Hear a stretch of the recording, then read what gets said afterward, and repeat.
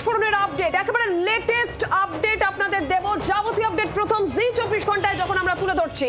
দিল্লি বিস্ফোরণে ডাক্তার মডিউলের পর এবার উপত্যকায় মাদক মডিউল। এবং সূত্রের যে খবর পাওয়া যাচ্ছে, পাকিস্তানের মদতপুষ্ট মাদক মডিউল, 2 মাদক স্মাগলারকে ইতিমধ্যে পাকড়াও করেছে জম্মু কাশ্মীর পুলিশ। গত 6 মাস ধরে এরা পাক হ্যান্ডলারদের সঙ্গে যোগাযোগ রেখেছিল। চাঞ্চল্যকর এই তথ্যই সামনে আসছে। এবং শুধু তাই নয়, ভারতে ড্রাগ পাচারে ড্রোন পর্যন্ত ব্যবহার করেছিল জঙ্গিরা, এমনও তথ্য সামনে আসছে। আপনাদের জানিয়ে রাখি, 15 কোটি টাকা মূল্যের 3 কেজি হেরোইনও উদ্ধার। এবং সেই সঙ্গে জানিয়ে রাখবো, এছাড়াও দিল্লি সংলগ্ন এলাকা এবং জয়পুরে 82 কেজি কোকেন বাজেয়াপ্ত। সব মিলিয়ে এতদিন চলছিল ডাক্তার মডিউলের তথ্য সামনে আসা, আর এবার উপত্যকায় মাদক মডিউল। যেমনটা আমার সহকর্মী নীলাঞ্জনা আপনাদের বলছিলেন, এই মুহূর্তের তথ্য পাকিস্তানের মদতপুষ্ট মাদক মডিউল, যেখানে 2 জন মাদক স্মাগলারকে পাকড়াও করা হয়েছে এবং তারা জম্মু কাশ্মীর পুলিশের হেফাজতে। গত 6 মাস ধরে এরা পাক হ্যান্ডলারদের সঙ্গে যোগাযোগ রেখেছিল। एक बड़ी कामयाबी मिली है नार्को टेररिज्म का, एक बड़ा रैकेट, क्या कुछ जानकारी उसके बारे में? परसों रात को हमारी गश्त की पार्टी ने 2 लोगों को इंटरसेप्ट किया।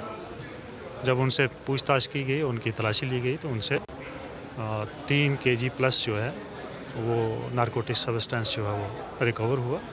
उसके ऊपर हमारी FIR लग गई और एक इन्वेस्टिगेशन हम लोगों ने चालू कर दी। हमें पूरे मॉड्यूल का पता चल गया है और इसके लिंक्स कहाँ कहाँ हैं, नेशनल इंटरनेशनल लेवल के लिंक्स जो हैं उसका भी पता चल गया है। हम लोग उसके ऊपर काम कर रहे हैं और मुझे लगता है कि हम जितने भी आइडेंटिफाइड लोग हैं उनको हम पकड़ करके। এবার সরাসরি কথা বলবো, যেমনটা বলছিলাম যে 2 মাদক স্মাগলার যাদেরকে পাকড়াও করা সম্ভব হয়েছে, তারা কিন্তু 6 মাস ধরে একটা অদ্ভুত চক্র চালাচ্ছিল। পাক হ্যান্ডলার যারা রয়েছে তাদের সঙ্গে যোগাযোগ রেখেছিল, অর্থাৎ এইখানে পাকিস্তান জো। আর এই নিয়ে সরাসরি কথা বলবো, আমাদের সঙ্গে রয়েছেন আমাদের প্রতিনিধি বিক্রম দাস। বিক্রম, এই জায়গাটায় যে পাক যোগাযোগ একটা তৈরি হয়ে গেল, এইখানটা একটু এক্সপ্লেন করো, কি কি তথ্য সামনে আসছে?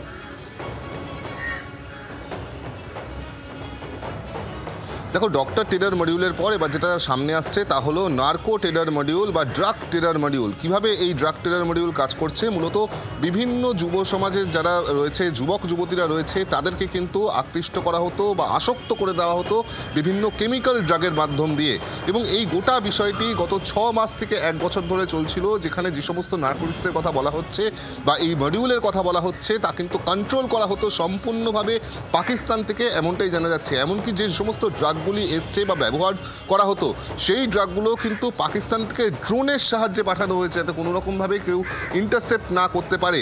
একই সঙ্গে যেটা তদন্তকারীরা জানাচ্ছেন, যে 2 জনকে গ্রেফতার করা হয়েছে এবং যে পরিমাণ নার্কোটিক এখনো পর্যন্ত বাজেয়াপ্ত করা হয়েছে, তার মধ্যে একটা মূল মোটিভ ছিল বা একটা উদ্দেশ্য ছিল, তা হলো বিভিন্ন যুবক যুবতীদেরকে এই নার্কোটিক বা এই ধরনের কেমিক্যাল ড্রাগগুলো দিয়ে আসক্ত করে তোলা এবং তারপর তাদেরকে কিন্তু এই জেহাদ বা টেরোরিজমের মধ্যে বা মডিউলের মধ্যে নিয়ে আসে এবং তাদেরকে ব্যবহার করে নাশকতামূলক কাজকর্ম করানো বা জঙ্গিমূলক কাজকর্ম করানো, এটাই কিন্তু মূল উদ্দেশ্য ছিল। এই গোটা নেটওয়ার্ক কিন্তু শুধুমাত্র দিল্লি, হরিয়ানা বা জম্মু কাশ্মীরের মধ্যে সীমাবদ্ধ নয়, একাধিক রাজ্যে, বিভিন্ন রাজ্যের যে সমস্ত যুবক যুবতীরা রয়েছে যাদেরকে মাদক আসক্ত করা হয়েছে, তাদেরকে দিয়ে কিন্তু এই ধরনের জেহাদি বা টেরোরিজমের কাজকর্ম করানো হতো, এমনটাই কিন্তু জানা যাচ্ছে।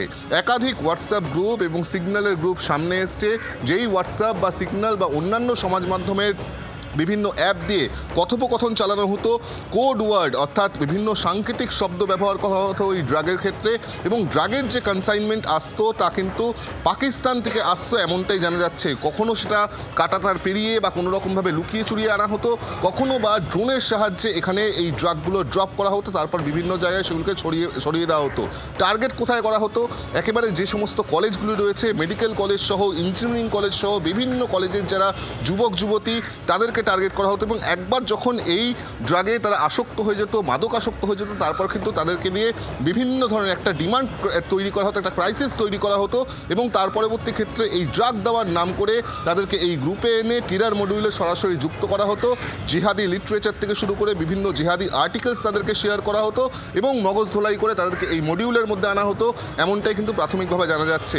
যেই দুজনকে এখনো পর্যন্ত গ্রেফতার করা হয়েছে তাদেরকে জিজ্ঞাসাবাদ করে তদন্তকারীরা জানতে চায় যে মূলত কোন কোন কলেজকে টার্গেট করা হয়েছে, এখনো পর্যন্ত কোন কোন ছাত্রছাত্রী বা যুবক যুবতীদেরকে এই ধরনের মাদক আসক্ত করে তাদেরকে এই ড্রাগ মডিউল বা নার্কো মডিউলের মধ্যে নিয়ে আসা হয়েছে, কোথা থেকে এই ড্রাগ আসতো, কোথা থেকে এই ড্রাগ আসার জন্য যে বিশাল একটা হিউজ টাকার দরকার, ফান্ডিং দরকার, সেই ফান্ডিং কোথা থেকে আসতো, এই সংক্রান্ত তথ্য জানার চেষ্টা করা সেবন করানো হতো। তারপর কি পরবর্তী সময় তাদেরকে ব্ল্যাকমেল করা হতো?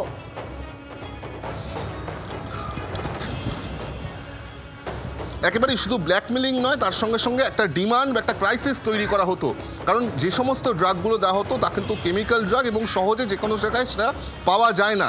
সেক্ষেত্রে পাকিস্তান বা আফগানিস্তান থেকে যে সমস্ত ড্রাগগুলো বা কেমিক্যাল ড্রাগগুলো আসতো সেই ধরনের ড্রাগে কিন্তু এদেরকে মাদক আসক্ত করা হতো এবং পরবর্তীকালে একটা ভ্যাকিউম, একটা ডিমান্ড, একটা ক্রাইসিস তৈরি করে তাদেরকে একটা ডিমান্ডের জায়গায় নিয়ে আসা হতো এবং সেখানেই কিন্তু তাদেরকে এই চক্রান্ত করা হচ্ছিল। বিক্রম, তুমি আমাদের সঙ্গে থাকো। এই মুহূর্তে নিরাপত্তা বিশেষজ্ঞ শুভাশিস ব্যানার্জি আমাদের সঙ্গে সরাসরি রয়েছেন। শুভাশিস বাবু, ডাক্তার মডিউল আমরা দেখলাম একেবারে বিশ্ববিদ্যালয় ক্যাম্পাসে মগজ ধোলাই হচ্ছে, কিন্তু এবার যে মাদক মডিউল, যারা যুবক যুবতী তাদেরকে মাদকাসক্ত করিয়ে টেরার মডিউলে যোগদান করা অত্যন্ত ভয়ঙ্কর একটা পরিকল্পনা, ভয়ঙ্কর চক্রান্ত। দেখুন, মাদককে ব্যবহার করে বা মাদকের বিক্রির মাধ্যমে যে পয়সা আসছে সেই পয়সাকে ব্যবহার করে টেররিজম, এটা আল কায়দার সময় থেকেই আমরা জানি, আমরা এই জিনিস জানি আফগানিস্তানে কিরকম প্রভাব ফেলেছে।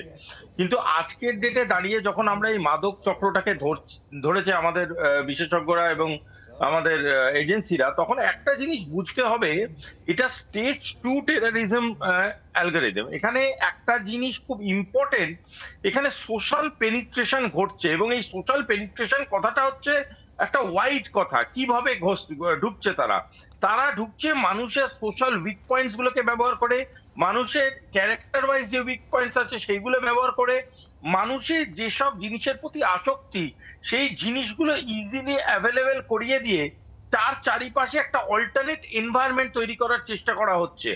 এবং এই ছেলেগুলো যারা ধরুন কলেজে পড়ে 21-22 বছরের ছেলে, তাদের নিজস্ব যে মানসিকতাটা আছে সেই মানসিকতা, তাদের সোশ্যাল উইক পয়েন্টস, তাদের ক্যারেক্টার উইক পয়েন্টস, তাদের এনভায়রনমেন্টাল উইক পয়েন্টটাকে ব্যবহার করে তাদেরকে বিভিন্ন রকম অল্টারনেট অ্যাভেলেবিলিটির মাধ্যমে তাদেরকে হাতের মুঠোয় আনা হচ্ছে এবং প্রসিডিউরাল ট্রেনিং এর মাধ্যমে এই ব্রেন ওয়াশটা হচ্ছে। এই ব্রেন ওয়াশ হচ্ছে একটা last stage of entire preparation. কিন্তু তার জন্য যে প্রসিডিউরটা চলছে, এই প্রসিডিউরে কখনো ড্রাগ, কখনো উইমেন, কখনো আপনার বিভিন্ন রকম ভাবে পয়সা অ্যাভেল করিয়ে দেওয়া, কখনো সোশ্যাল ইম্পর্টেন্স তৈরি করে দেওয়া, এই বিভিন্ন রকম ট্রানজাকশনাল মেথোডোলজির মধ্যে দিয়ে তাদের ব্রেনটাকে গ্রাস্প করা হচ্ছে, সেটাকে ট্রেন করা হচ্ছে, তারপরে তাদেরকে ট্রিগারে কনভার্ট করা হচ্ছে। বাংলার আওয়াজ, বাঙালির আবেগ, জি 24 ঘন্টা।